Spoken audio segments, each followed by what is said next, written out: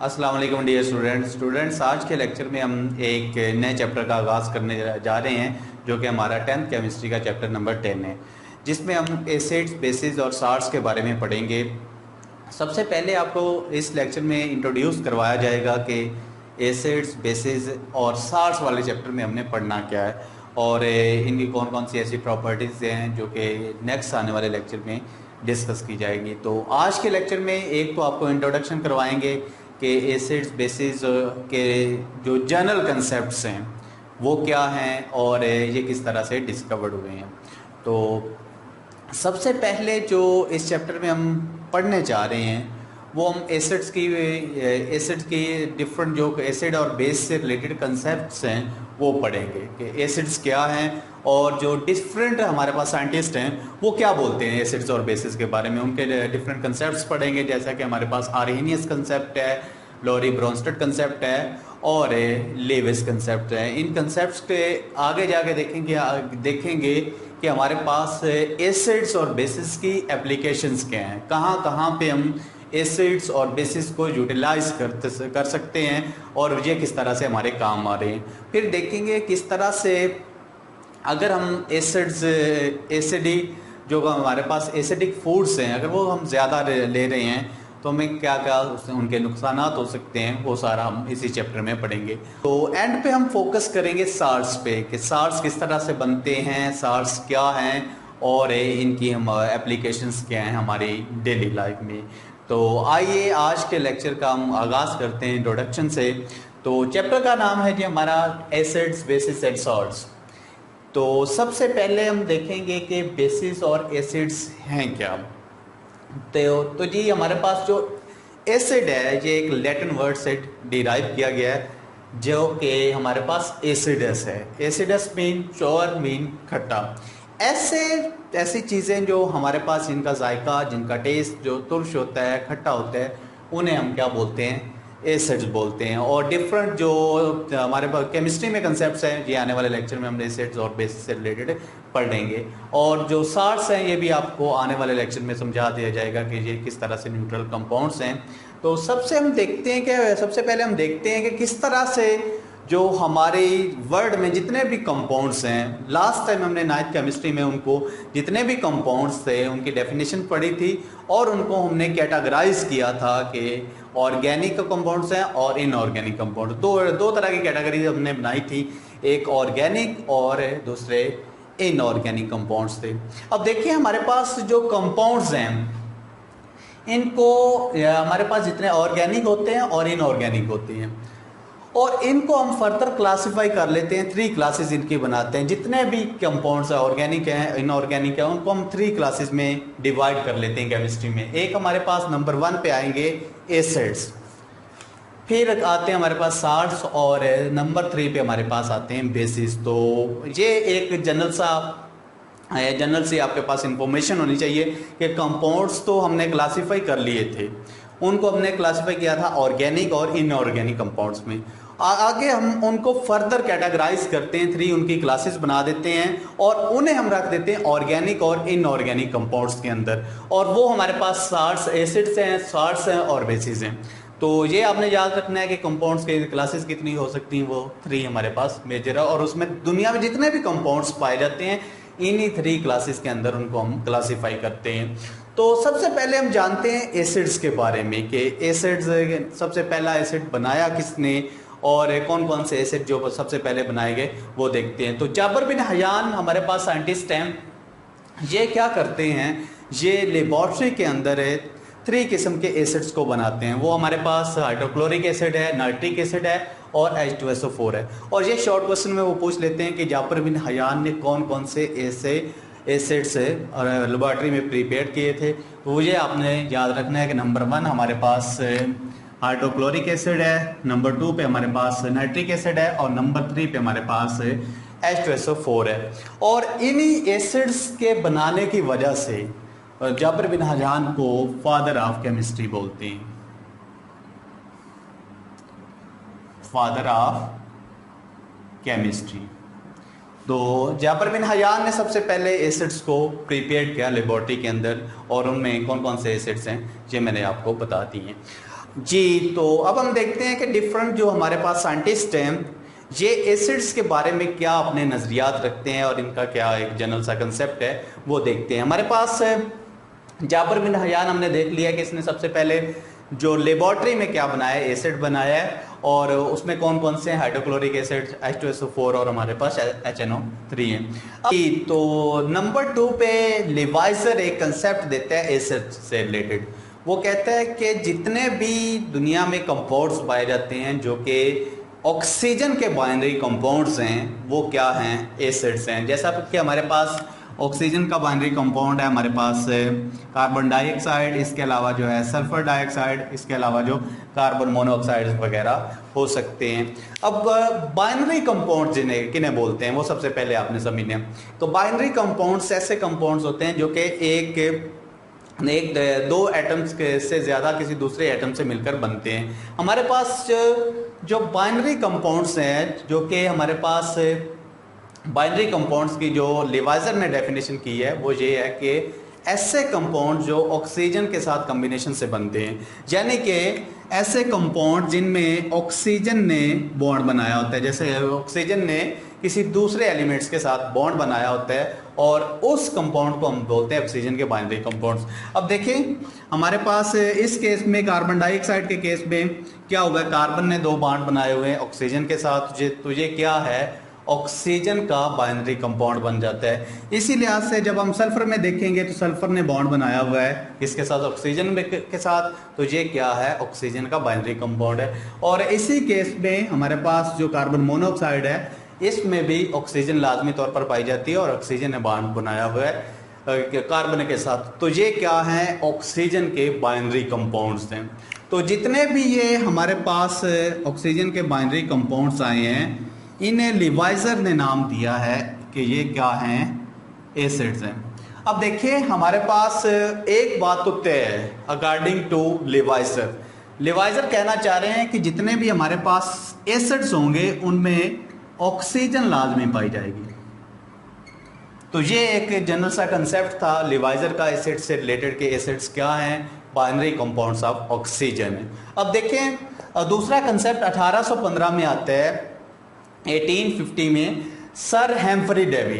ये क्या बोलते हैं, ये बिल्कुल इससे एक उल्ट कंसेप्ट दे देते हैं। ये कहते हैं कि दुनिया में ऐसे एसिड्स भी पाए जाते हैं जो कि हैं, उनकी नेचर एसिडिक है, वो एसिडिक हैं लेकिन उनमें ऑक्सीजन नहीं पाई जाती। जैसा कि हम एक जाबिर बिन हयान के केस में स्टडी कर चुके हैं कि HCl है, ये जाबिर बिन हयान ने बनाया और हमने इसे बोला कि ये एसिड है और इसमें कहीं पे आपको ऑक्सीजन नजर आ रही है, नहीं आ रही, इसमें तो क्लोरीन है और क्या है, हाइड्रोजन।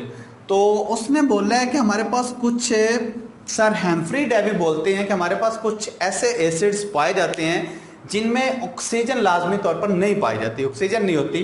तो वो क्या है हमारे पास, इनमें क्या होगा, वो कहते हैं कि इनके अंदर, एसिड्स के अंदर हाइड्रोजन का होना बहुत ज़रूरी है। तो अकॉर्डिंग टू लिवाइजर वो कह रहा है ऑक्सीजन का होना बहुत ज़रूरी है कि बाइनरी कंपाउंड्स ऑफ ऑक्सीजन जो है हमारे पास वो क्या है, एसिड्स हैं। लेकिन सर हेम्फ्री डेवी बोलते हैं कि ऐसे एसिड्स भी दुनिया में एग्जिस्ट करते हैं जिनके अंदर ऑक्सीजन नहीं होती, जैसा कि ये हमारे पास आ रहा है, इसमें ऑक्सीजन कतन नहीं है। तो ये इसमें क्या है हमारे पास, हाइड्रोजन। तो अकॉर्डिंग टू हेम्फ्री डेवी ये क्या बोल रहे हैं कि ये कहते हैं कि हमारे पास किसी भी एसिड में हमारे पास हाइड्रोजन का होना ज़रूरी है। तो ये एक सर हेम्फ्री डेवी और लिवाइजर के कंसेप्ट के दरमियान डिफरेंस है कि लिवाइजर ये कहता है कि ऑक्सीजन का होना ज़रूरी है और सर हेम्फ्री डेवी का कंसेप्ट ये है कि ऐसे एसिड्स भी दुनिया में एग्जिस्ट करते हैं, ऐसे एसिड्स भी दुनिया में पाए जाते हैं जिनमें ऑक्सीजन कतन नहीं होती और वो भी क्या है, एसिड्स हैं। और वो एक फाइनल कंसेप्ट दे देते हैं कि एसिड्स में हाइड्रोजन होना ज़रूरी है, ना कि ऑक्सीजन। तो ये डिफरेंट है, हम मज़ीद भी आने वाले लेक्चर्स में पढ़ेंगे कि किस तरह से ये हमारे जो कंसेप्ट्स हैं मज़ीद इनमें मॉडिफिकेशंस आएंगी। तो ये एक सारा जो मैंने आपको कंसेप्ट दिया ये एसिड से रिलेटेड है कि एसिड्स क्या हैं, फिर कंपाउंड्स को हम कितनी क्लासेस में डिवाइड कर सकते हैं, वो आपके पास एसिड, साल्ट और बेसिस हैं। और जो एक जाबिर बिन हयान को फादर ऑफ केमिस्ट्री क्यों बोलते हैं, और लिवाइजर और सर हेम्फ्री डेवी का कंसेप्ट क्या है एसिड से रिलेटेड। अब एक चीज रह जाती है हमारे पास, जो बेसिस है वो क्या है। हमारे पास जितने भी मेटेलिक ऑक्साइड्स होते हैं, जितने भी मेटेलिक ऑक्साइड्स हैं, एक्चुअली जब हम इन्हें पानी में डिसॉल्व करते हैं तो ये क्या कर देते हैं, रेड लिटमस को ब्लू में कन्वर्ट कर देते हैं। They convert red litmus to blue, और इनको हम बोलते हैं कि ये क्या है, ये एक बेसिस की प्रॉपर्टी है। बेसिस क्या करते हैं, रेड लिटमस को ब्लू में कन्वर्ट कर देती है। और मेटेलिक ऑक्साइड्स क्या है, एक्चुअली जो ग्रुप नंबर 1 के एलिमेंट्स हैं उन्हें हम मेटल्स बोलते हैं। वो हमारे पास क्या है, मेटल्स हैं। जब मेटल्स बॉन्ड बना लेती हैं ऑक्सीजन के साथ तो ये कन्वर्ट हो जाती है मेटेलिक ऑक्साइड्स में। मेटेलिक किससे लिया गया है, मेटल से लिया गया है, और ऑक्सीजन किससे लिया गया है हमारे पास, ऑक्सीजन। ऑक्साइड्स किससे लिया गया हमारे पास, ये ऑक्सीजन से लिया गया है। तो इस लिहाज से हम इन्हें मेटेलिक ऑक्साइड्स बोलते हैं। जैसे कि हमारे पास सोडियम है, ये अगर ऑक्सीजन के साथ बॉन्ड बना लेता है तो हम इसे क्या बोलते हैं कि ये भी क्या बन जाता है, मेटेलिक ऑक्साइड बन जाता है। इसके अलावा जो हमारे पास मैग्नीशियम है, ये ऑक्सीजन के साथ मिल जाता है तो ये क्या बना देते हैं, मेटेलिक ऑक्साइड्स बना देते हैं।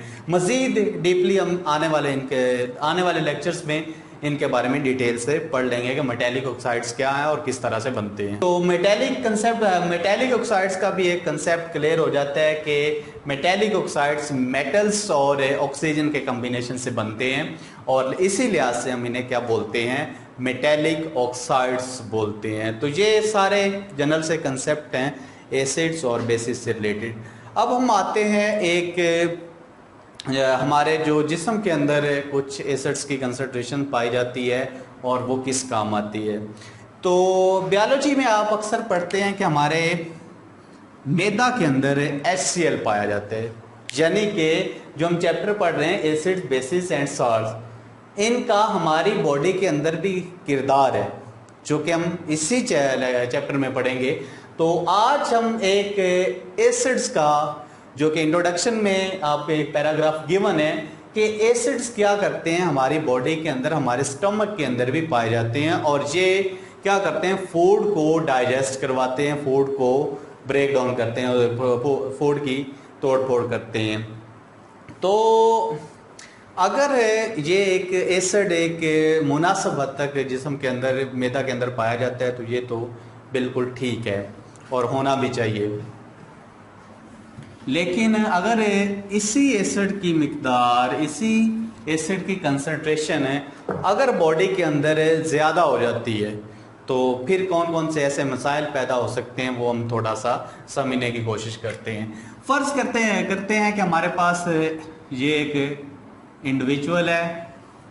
अब क्या होना है, हमारे मैदा के अंदर एक सर्टेन अमाउंट पाई जाती है HCl की, जो कि ज़रूरी किस लिए है कि ये क्या करती है, हमारे अंदर जो जितना भी डाइजेशन का प्रोसेस है, हमारी खुराक को क्या करती है, डीकम्पोज कर देती, तोड़ देती है। तो खुराक जो हमारे छोटे छोटे पीसेस में कन्वर्ट होनी है वो किसने करनी है, HCl ने कन्वर्ट करनी है। और दूसरा इसका फ़ायदा ये होता है कि जितने भी हमारे पास जर्म्स होते हैं, जरासीम होते हैं, बैक्टीरिया वगैरह को भी क्या कर देता है, HCl किल कर देता है। तो ये एक HCl का एक अपना फंक्शन है इंसानी बॉडी के अंदर। लेकिन अगर HCl ज़्यादा हो जाता है मैदा के अंदर तो क्या होगा, अक्सर आपने सुना होगा कि सीने में जलन पैदा हो जाती है, और उसकी जो रूट काज होती है वो HCl है।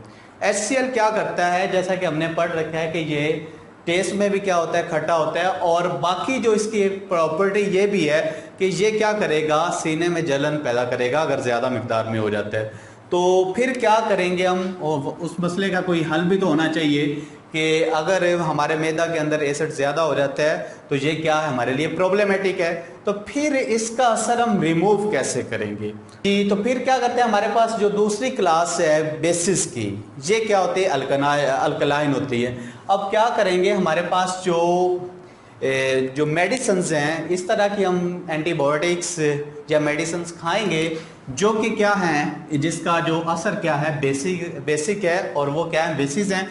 अब वो अगर हम ले लेते हैं तो वो क्या करेंगी, हमारे पास जो HCl का जो एसिडिक असर है उसको क्या कर देंगी, न्यूट्रलाइज कर देंगी। तो ये आपकी एक इंफॉर्मेशन के लिए मैं आपको बताता चलूं कि अगर हमारे पास एसिड्स और बेसिस मिलते हैं तो हमारे पास एक न्यूट्रल कंपाउंड बनता है जो कि साल्ट्स है, जो कि थर्ड कैटेगरी है, और इसके अलावा जो वाटर रिलीज होता है। और ये भी हम डिटेल से इसी चैप्टर में पढ़ेंगे कि एसिड्स और बेसिस के मिलने से क्या बनता है, हमारे पास एक न्यूट्रल कंपाउंड बनता है जो कि साल्ट है, और साल्ट क्या है, एक न्यूट्रल है, तो इसका कोई बॉडी के अंदर नुकसान नहीं होगा। अब देखें, अगर हम बेसिक मेडिसिन ले लेते हैं तो ये क्या करेगी, इसी HCl का जो असर है इसको क्या कर देगी, न्यूट्रलाइज कर देगी, खत्म कर देगी। अब देखिए, एक आपको मैं एडवाइस देता चलो इसी लेक्चर में कि समटाइम हमें कुछ प्रॉब्लम्स हो जाते हैं, हम क्या करते हैं, हम रैंडमली किसी मेडिकल स्टोर वाले के पास चले जाते हैं जो कि कंप्लीट हमारे पास ना तो वो फिजिशियन होते हैं, ना MBBS वो डॉक्टर्स होते हैं। तो वो क्या करते हैं, हमें कोई भी जो एक फार्मूला वो अपने लिहाज से दे देते हैं जो कि उनका एक अपना एक्सपीरियंस भी नहीं होता। तो फ़र्ज़ करें कि इन केस अगर हम HCl की कंसनट्रेशन हमारे मैदा के अंदर ज़्यादा हो जाती है, तो हम किसी भी एक आम आदमी के पास जाते हैं और हम कहते हैं कि हमें ये प्रॉब्लम है, तो आप एक सपोज कर लें कि उसने यही वाला हमें फार्मूला बना के दे दिया है जो कि एसिडिक है। तो जब हम वो वाला फार्मूला खाएंगे तो क्या होगा, वो तो एसिड ऑलरेडी बॉडी में ज़्यादा है, तो वो क्या करेगा, इसकी मिकदार को और भी इन्हांस करेगा, बढ़ाएगा। तो क्या इससे हमारा जो प्रॉब्लम है वो ठीक हो सकता है? तो हरगिज़ नहीं होगा। लेकिन अगर ये हमारे पास किसी अच्छे फिजिशियन के पास या डॉक्टर के पास हम जाते हैं तो वो क्या रिकमेंड करेगा, वो हमें बेसिक मेडिसिन देगा जो कि क्या करेगी, हमारा जो एसिडिक प्रॉब्लम है उसको क्या कर देगी, न्यूट्रलाइज कर देगी। तो ये मेडिसिन लेते हुए आपने क्या करनी है, एक एहतियात बरतनी है कि किसी एक अच्छे डॉक्टर फिजिशियन से क्या करवाना है, चेकअप करवाना है जो कि आपका ये वाला प्रॉब्लम ठीक कर दे। तो आज का लेक्चर हम यहीं पे ख़त्म करते हैं। आने वाले लेक्चर में हम मज़ीद जो एसिड्स और बेसिस से रिलेटेड कंसेप्ट्स हैं उनके बारे में पढ़ेंगे। अल्लाह हाफिज़।